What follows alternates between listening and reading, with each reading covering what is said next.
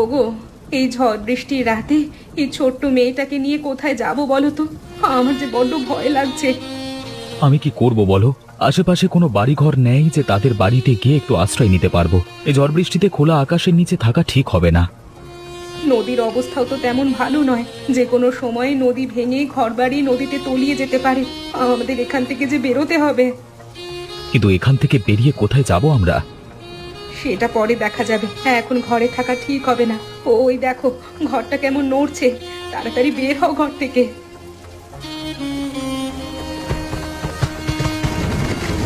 গেল গেল গেল, আমার সব গেল। ঘরটাও শেষে চলে গেল গো। এখন আমরা কোথায় গিয়ে থাকবো? কেঁদো না গিন্নি, কেঁদে আর কি হবে? আমরা যে প্রাণে বেঁচে গেছি এটাই অনেক। একটা আশ্রয় ঠিক হয়ে যাবে, কালকে আমাদের বাড়িতে যাব। হ্যাঁ। কি রে, তোরা দেখি দল বল নিয়ে আমার বাড়িতে এসে হাজির হয়েছিস। কি চাই তোদের?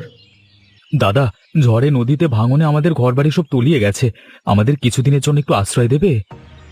আশ্রয়? তোদের মতো ফকিরদের আমরা আশ্রয় দেব? এই বাড়িতে তোদের জন্য কোনো জায়গা নেই। কেন জায়গা নেই দাদা? এ বাড়ি তো আমারও। এ বাড়িতে আমার ভাগও আছে।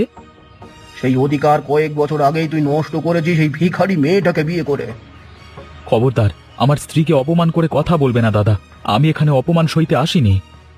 ভিক্ষা করতে যখন এসেছিস অপমান তো সহ্য করতেই হবে। এখানে দাঁড়িয়ে থেকে কোনো লাভ নেই। মা কোথায়? আমি তোর সাথে কোনো কথাই বলতে চাই না। আমি মায়ের সাথে কথা বলতে চাই।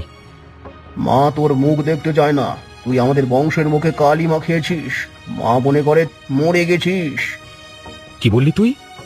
তুই ঠিকই শুনেছিস। যা শুনেছিস আমি সেটাই বলেছি। এখন এখান থেকে দূর হতো।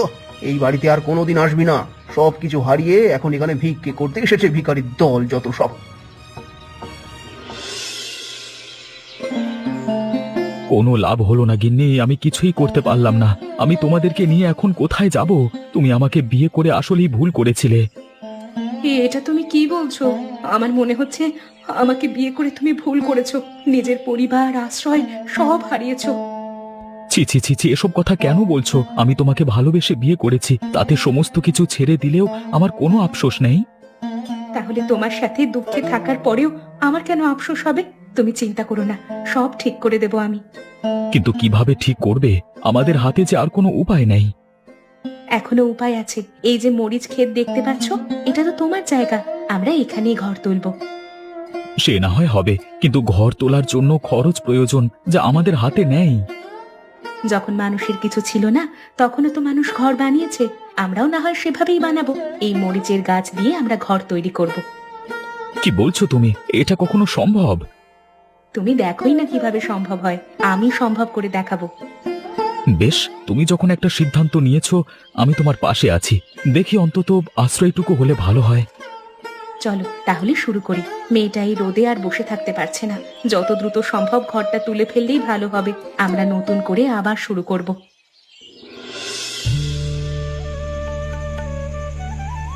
মা, এই ঘরটা তো খুব সুন্দর। আগের ঘরটার থেকেও এই ঘরটাতে বেশ ভালো লাগছে। ভালো লাগছে না বল?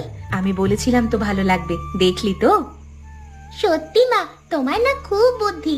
আগের ঘরে আলো বাতাস কেমন লাগতো না, কেমন যেন দম বন্ধ লাগতো। আর এখন চারিদিক থেকে আলো আর বাতাস আসছে। এখন থেকে এটাই আমাদের ঘর, এই ঘরেই আমরা থাকবো। তাহলে তো খুব ভালো হবে। আমার খুব আনন্দ লাগছে মা। আর তাছাড়া নতুন জায়গায় নতুন ঘর, ভালো তো লাগবেই। সত্যি গিন্নি, তোমার বুদ্ধির প্রশংসা না করে আর পারি না। কিভাবে সাধারণ একটা জিনিস দিয়ে তুমি অসাধারণ একটা জিনিস তৈরি করে ফেললে। বরাবরই আমার বুদ্ধি একটু বেশি, যার কারণে তোমার মতো ভালো স্বামী আমি পেয়েছি। তুমি দেখো, খুব শীঘ্রই আমরা আবার সবকিছু নতুনভাবে শুরু করে আমাদের সংসারের অবস্থা ফিরিয়ে আনবো। কিন্তু আমি তো কাজই করতে পারছি না, আমাকে কেউ কাজ দিচ্ছে না। তোমাকে কাজ করতে কে বললো? আমি তো আছি নাকি? আমি থাকতে তোমায় কেন কাজ করতে হবে? সেটা কেমন দেখা যায় না?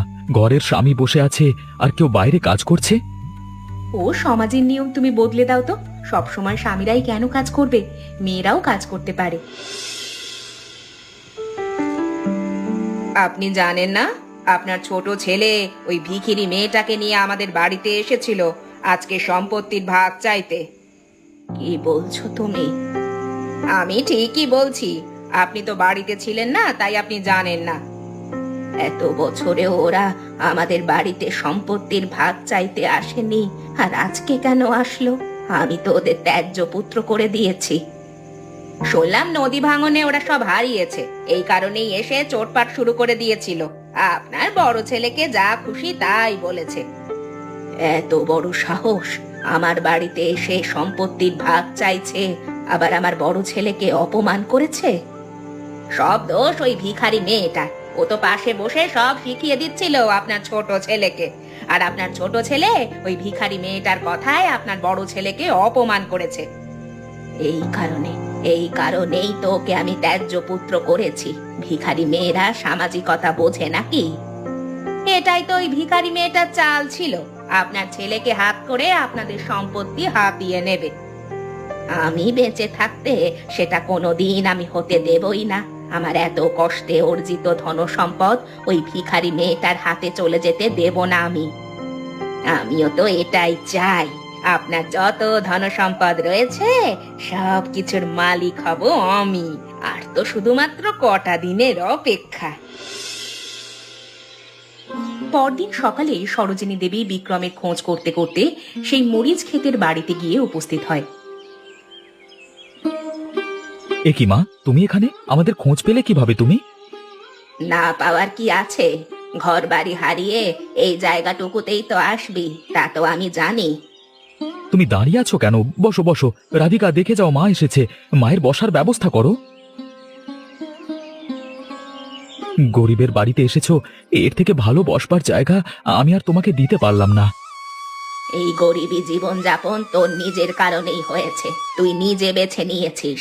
আমার কথা শুনলে তোকে এই গরিবের জীবন যাপন বয়ে বেড়াতে হতো না। কি আর করবো মা, তোমরাও তো আমাদেরকে মেনে নিলেই পারতে। তাহলেও তো এই গরিবের জীবনযাপন আমাদের বয়ে বেড়াতে হতো না। এই ভিখারি মেয়েটাকে মেনে নেওয়ার প্রশ্নই আসে না। তাহলে আর কি করবার? এসব কথা বাদ দাও, তুমি বসো। বলো, কিসের জন্য এখানে এসেছো? তোর এই কষ্ট আমার আর সহ্য হয় না বাপ। তুই আমার সাথে চল, তোকে আমি ভালো করে চিকিৎসা করাবো। শুধুমাত্র আমাকে নিয়ে যেতে এসেছো নাকি আমার পুরো পরিবারকে নিয়ে যেতে এসেছো? আমি তোকে আগেও বলেছি, এখনো বলছি, ওই ভিখারি মেয়েকে আমি মেনে নেব না। তাহলে তুমি আশা করলে কিভাবে যে আমি আমার স্ত্রী সন্তানকে ফেলে রেখে তোমার সাথে চলে যাব? তাহলে তুই যাবি না? তুই এভাবেই থাকবি? এই ভিখারি মেয়েটা তোকে বশ করেছে। আমি যাব না মা, তুমি চলে যাও। তোমাদের ওই বড়লোক ঘর আমার জন্য নয়। আমি আমার স্ত্রী সন্তান নিয়ে এখানেই ঠিক আছি। এই যে আমার কথা শুনলি না? তুই পস্তাবি, দেখে নিস। বিক্রমের নতুন ঘরের কথা শুনে সুমিত এবার নতুন ষড়যন্ত্র করার পরিকল্পনা করে। তারপর বলো সুমিত, তোমার কি অবস্থা? কতদিন পরে আমাদের বাড়িতে এলে? আমার অবস্থা তেমন ভালো নয়, তাই তো আপনার শরণাপন্ন হয়েছে। অবস্থা ভালো না থাকলে আমার কথা মনে পড়ে, তাই না? আচ্ছা বলো, কি বলতে এসেছো? আপনি তো জানেন আমার ভাইয়ের কথা, কয়েক বছর আগে এক গরিব ঘরের মেয়েকে বিয়ে করে ঘর ছেড়েছে। হ্যাঁ, সেই খবর তো আমি পেয়েছি। ওদের একটা জমি আছে, শুনলাম সেই জমির পাশ থেকে নাকি পাকা রাস্তা করার কথা হচ্ছে। ওই জমিটা যদি হাতিয়ে নেওয়া যায় তাহলে কিন্তু অনেক চড়া দামে বিক্রি করতে পারবো। কিন্তু কিভাবে নেব হাতিয়ে? তাছাড়া আমি যে তোমাকে কাজটা করে দেব তাতে আমার লাভ কি? কিভাবে হাতিয়ে নেবেন সেটা আপনার ব্যাপার, তবে এই কাজের জন্য কিন্তু আপনাকে লাভ দেওয়া হবে। এবার আপনি ভেবে দেখেন কাজটা করবেন কিনা। আমাকে লাভ যখন দেওয়া হবে তখন আবার আমি রাজি হব না কেন? অবশ্যই আমি রাজি হব। আমি তোমাকে কাজটা করে দেব। বেশ, তাহলে আজকালের মধ্যেই কাজটা করে দেন। শুনুন, এই জমিটা কিন্তু বেশ দামি। বেশি দামি হলে আমাকে তো বেশি লাভ দিতে হবে, দিতে পারবে তো? সে নিয়ে আপনি চিন্তা করবেন না, টাকা আমিও পেলাম, আপনিও পেলেন, আর মাঝখান থেকে আমার ভাইটা নিঃস্ব হলো। এটাই তো চাই আমি। ঠিক আছে, আজকালের মধ্যেই খবর পেয়ে যাবে। ঠিক আছে, আজ তাহলে আমি উঠি। বলি, কেউ বাড়িতে আছো? বাড়িতে আছো কেউ? বেরিয়ে এসো। কি হয়েছে বলুন? আপনারা এখানে লাঠি ডান্ডা এসব নিয়ে হাজির হয়েছেন কেন? হাজির হয়েছে কেন বুঝতে পারছো না? এই জায়গায় আশ্রয় নিয়েছো, কারো কাছ থেকে অনুমতি নিয়েছো নাকি? কারো কাছ থেকে অনুমতি নিতে হবে মানে? এটা কেমন কথা? এটা তো আমাদের জায়গা। শুনলেন কি বললো বাবু? এবার আপনি কিছু বলুন। শোনো বউ, এই জায়গা হলো সরকারের, আর সরকারের পক্ষ থেকে আমাকে বলা হয়েছে এই জায়গা খালি করবার জন্য। এখান থেকে রাস্তা হবে। এখান থেকে যে রাস্তা হবে সেটা আমি ভালোভাবে জানি, তবে আমাদের জমির ওপর থেকে হবে না, জমির পাশ দিয়ে হবে। তাই এই জমি ছেড়ে দেওয়ার কোনো মানেই হয় না। সরকারের কথার উপরে আবার তুমি কথা বলছো? তোমার সাহস তো মন্দ নয়। বলবো না কেন? যদি এই জায়গা সরকারের নিতে হয় তাহলে আমার কাছে সরকারকে আসতে বলবেন। আমার কাছে কাগজ আছে। এবার আপনারা এখান থেকে যান। কাজটা কিন্তু ভালো করলে না। আমিও দেখবো তুমি এই ভিটেতে কতদিন থাকতে পারো। চলে আয় সুরেশ।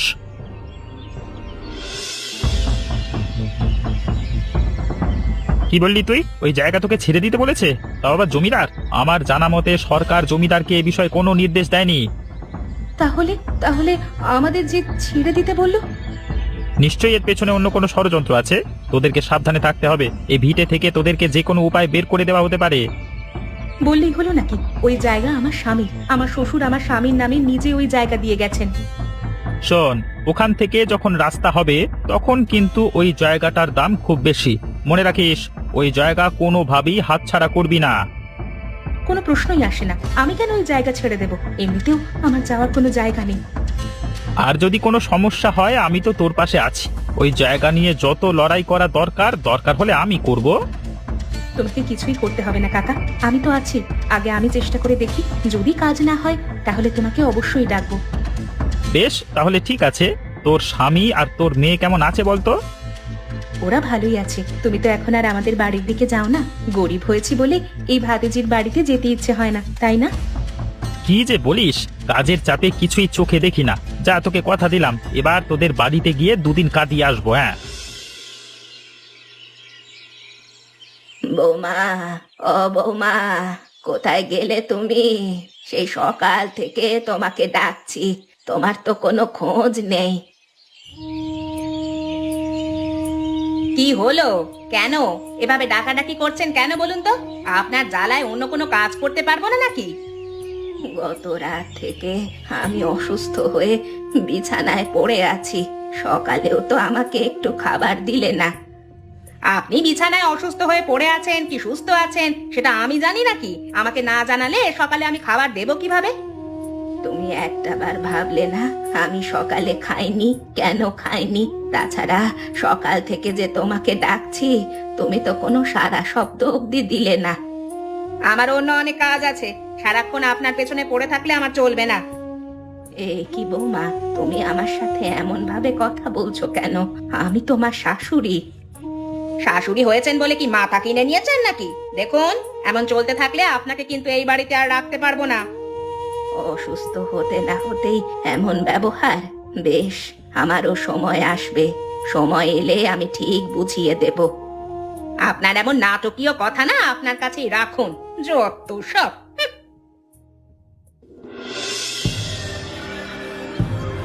কি হলো? আপনি হাতে মশাল নিয়ে এভাবে দাঁড়িয়ে আছেন কেন? নিশ্চয়ই কোনো বাজে মতলব, তাই না? তোদেরকে ভালোতে ভালোতে বলেছিলাম এই জায়গা ছেড়ে দিতে, আজই তো হোসনি। এবার দেখি তোর পঙ্গু স্বামী নিয়ে তুই কিভাবে বেঁচে থাকিস। তবে রে, দাঁড়া, তোকে দেখাচ্ছি মজা।